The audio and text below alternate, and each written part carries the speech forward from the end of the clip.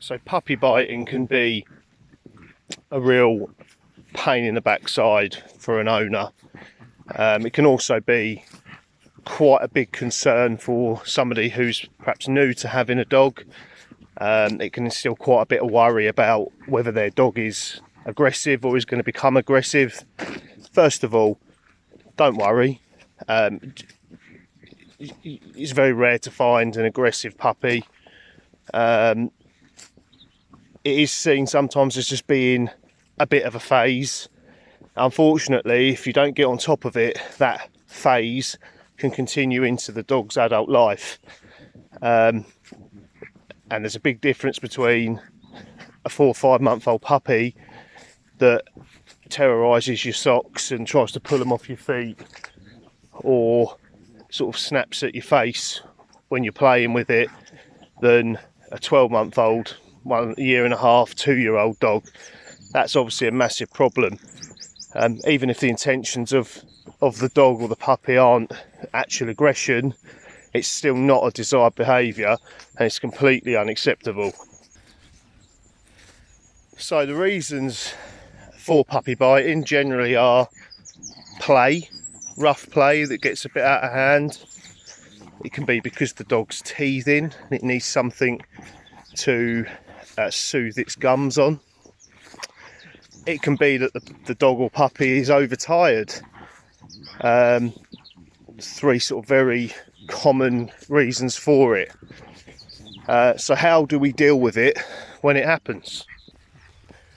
So what we want to be doing is we want to be proactive in the first place to try and stop it even happening, stop it arising. And we can do that by giving our dogs a treat. So a treat being maybe a frozen Kong, or a nigh bone, or a deer antler, something like that, that we will give them at this point in their life, because we know that they're going to be teething, we know that they're having the propensity to do this biting. So by doing that, we give them something else to chew on. We don't do this though in response to an act of biting. The problem with this, and this is something that's professed by some of the force-free, positive-only trainers. I'm not knocking, that's their thing. I use positivity for training, but remember, this is a behaviour that we need to stop. We're not teaching the dog a command. But one of the things that your force-free, positive-only trainers will tell you to do is divert the dog's attention from chewing your hand off, give them something they can chew on. Now, hopefully you'll be able to see what I believe is a little bit of flawed logic there. Dogs are clever. Dogs do a thing where they chain events together to get an outcome.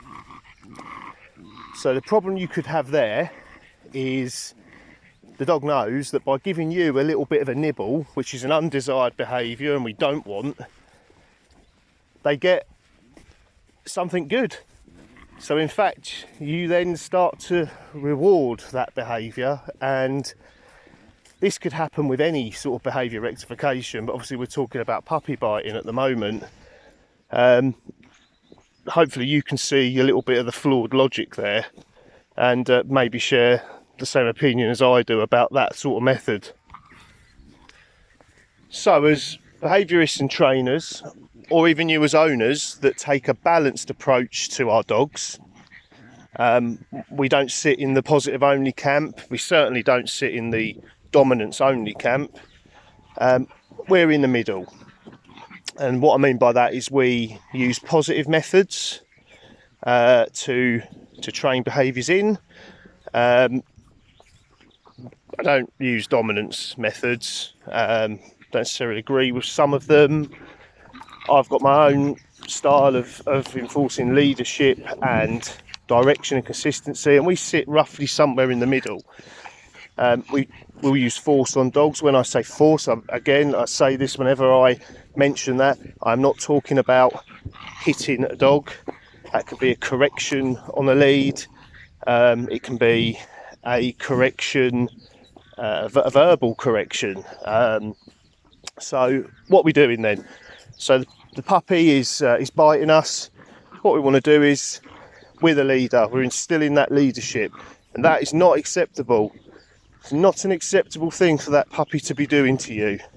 So our shoulders are back, we have a look of authority about us, and we put our hand flat in front of us and we give it a good firm no.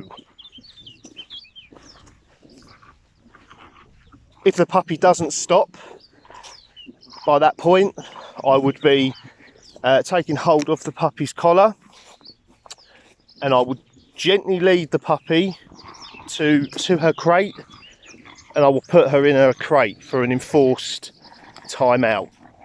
Now if she cries and barks and yelps, then she stays there. She stays there until I've had a good 5-10 minutes of nice, calm, desired behaviour, and then we let her out. If the behaviour repeats itself, we do the same thing.